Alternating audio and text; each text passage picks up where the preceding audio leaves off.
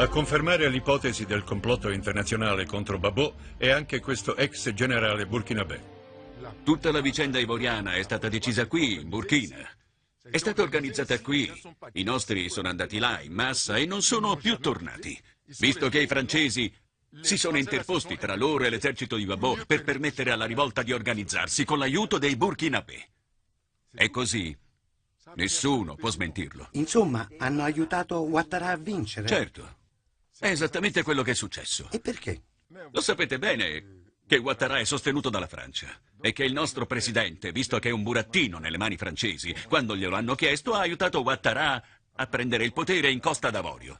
Mi scusi, ma lei che prove ha di tutto questo? Ma insomma, sono i miei ragazzi, sono i miei soldati ad essere andati lì. Quei soldati li comandavo io. Quei soldati li conosco tutti, ha capito? Alle volte tornano qui per vendere delle macchine che hanno preso lì. Mi hanno proposto di vendere per loro le cose che prendono lassù. Et c'est de là est née toute cette histoire. Nous avons monté le 19 septembre. J'ai préparé mes hommes pendant près de 6 mois. Nous avons fait 2 ans et demi à Ouaga. Mais pour lancer le 19 septembre, nous sommes retirés en brousse. Préparé mes hommes pendant près de 6 mois. Qu'est-ce que j'ai à mentir? Si quelqu'un m'a aidé, pourquoi je vais dire qu'il ne m'a pas aidé? Qu'est-ce que je gagne là-dedans? C'est Dieu qui nous a aidés. Et l'État burkinabé qui nous a donné des vies là. C'est ça la vérité. Je devais aller à D'abord, il faut que je vous éclaircisse quelque chose. Les gens vont se poser la question, mais pourquoi quand ça s'est passé, les premières heures, je n'ai pas sorti ma tête à Bouaké? J'ai été reçu dans un pays par un chef de l'État, donc qui m'a donné le statut de réfugié politique. J'étais le seul à avoir ce statut, donc tous les autres étaient sous ma coupole. Et quand nous avons coupé le pays en deux, je voulais rentrer. Le grand frère Blaise m'a dit non, tu ne peux pas rentrer, parce que si tu rentres, c'est la pure démonstration que votre base arrière était le Burkina et que c'est le Burkina qui vous a équipé.